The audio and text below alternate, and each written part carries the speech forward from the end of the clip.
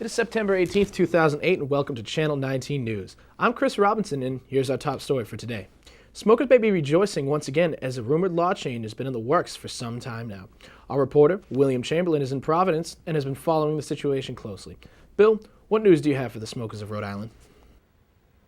Thanks, Chris. I'm standing here in Providence in front of the Rhode Island State House where a new law has just been passed by Governor Carcieri, totally eliminating the previous indoor public smoking laws. The government is now actually encouraging you to smoke indoors due to the ailing economy. This law change has been rumored for weeks, but this is the first confirmation we've heard so far. Was this really just a quick process by the Rhode Island government? No, actually, it's been taking place over several weeks. Our Governor Carcieri has been trying a nicotine patch, but it hasn't been working, so the bill has been in works for about 3 weeks now, at the same length he's been using the patch. He got off the patch, and now he's smoking, so he encourages everyone else to do it as well, so he doesn't feel left out. This is stunning news, Bill. Smoking to help the economy. Now, what has been the public's reaction to this new law change? Well, the law has just come out, Chris, but we did catch up with one local resident who had heard about it already, and we got his opinion on the situation. I think it's great that the indoor public smoking ban has been lifted. Actually, today, I took the opportunity to light one up in a daycare. And the kids, they were coughing, and I kind of felt bad, but it's my right as an American. And I'm gonna use my rights. And they're my civil rights. And I'm gonna enjoy it. Thank you. So in conclusion, smoking a cigarette may take 3 minutes off your life, but it'll put 3 cents back in your pocket. Until then, I'm William Chamberlain, Channel 19 News. Back to you, Chris. Thank you, Bill. The weather here in Rhode Island has been mostly sunny, but there's trouble in the south. Here to talk about that and give you your local forecast is Channel 19 weatherman Larry Short. Thanks, Chris. Today we have sunny skies with a temperature of 74 degrees and the humidity at a low 38% and a wind speed of northeast at 11 miles per hour. And sunset tonight at 7:39 p.m. and limited visibility. Our local forecast may be nice, but there are problems with Hurricane Gustav ravaging the south. Take a look. Just 3 years after Hurricane Katrina slammed ashore, New Orleans faces a new threat, Gustav.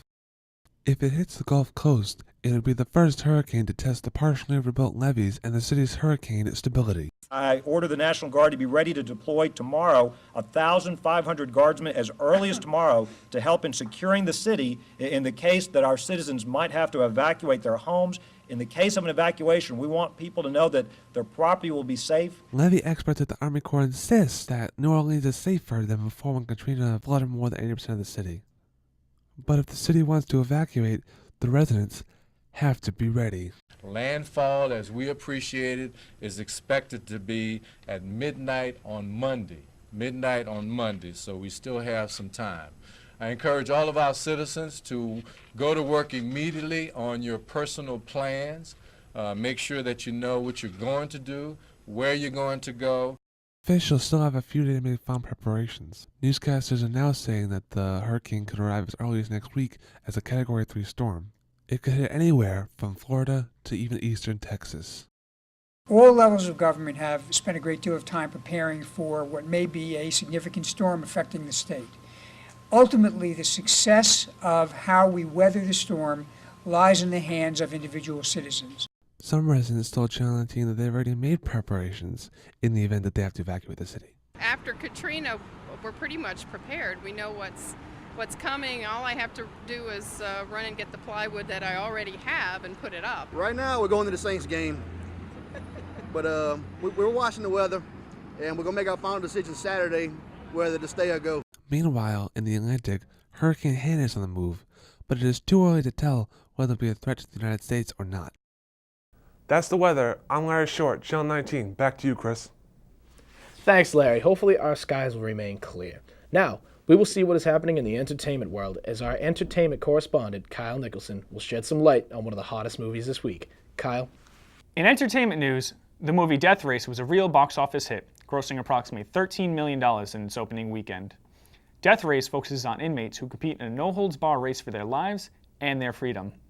This movie stars Jason Statham, who races at the behest of the power-hungry prison warden. This movie offers constant action and plenty of explosions that will keep any moviegoer on the edge of their seat.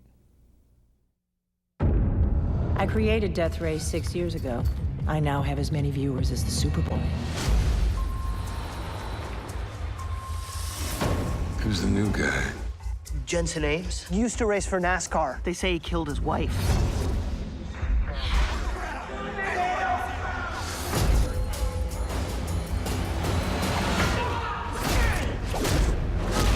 I guess he didn't like the old me. I'm offering you your freedom. All you have to do is walk off that track alive and win, of course. The race takes place in 3 stages over 3 days. Tomorrow you meet your navigator. They get bussed in from the women's facility. So what about the other drivers? It's kill or be killed. I'm gonna win this race because I want out of here. Can't kill me. You can burn me, you can shoot me, but you can't kill me! I had the opportunity to sit down with Tyrese Gibson, one of the stars of this film, and I asked him what it was about the movie that convinced him to take on the role. What happened? I don't know. Somebody must have grabbed you. What you mean somebody grabbed you? Look, man, I thought it was lit. What you mean you thought? Man, get out of my car. What? I said get out of my car! Oh, the big attraction for me was getting in there with this big, beautiful truck we got back here, being able to shoot them up, bang, bang, you know, car chases, drama, heavy, heart acting, you know, just it had the formula for me to want to be a part of something like this. I also sat down with the director of the movie, Paul Anderson, who discusses the reason why he decided to remake the movie. I've always seen My Death Race as kind of the prequel to Roger Corman's movie. I was fascinated. I mean, I love Roger's movie. It really was a huge influence on me. And I was always fascinated with how Death Race became the national sport of America. Because it isn't like the President of America woke up one morning and had that idea. You know, we're going to ditch baseball and football and we're just going to have people racing and running people over. And that's going to be the sport that everyone loves watching on TV. He clearly, he must have kind of developed something that existed already, an existing sport, an existing underground event. And I was fascinated with how that happened and how in our movie we could realistically tell how in the next 10 years in North America something like the Death Race will come into existence. That's all for Entertainment News. I'm Kyle Nicholson. Back to you, Chris. And that's it for Channel 19 News. We will be back at the same time tomorrow with even more news you can count on. I'm Chris Robinson, and thanks for watching.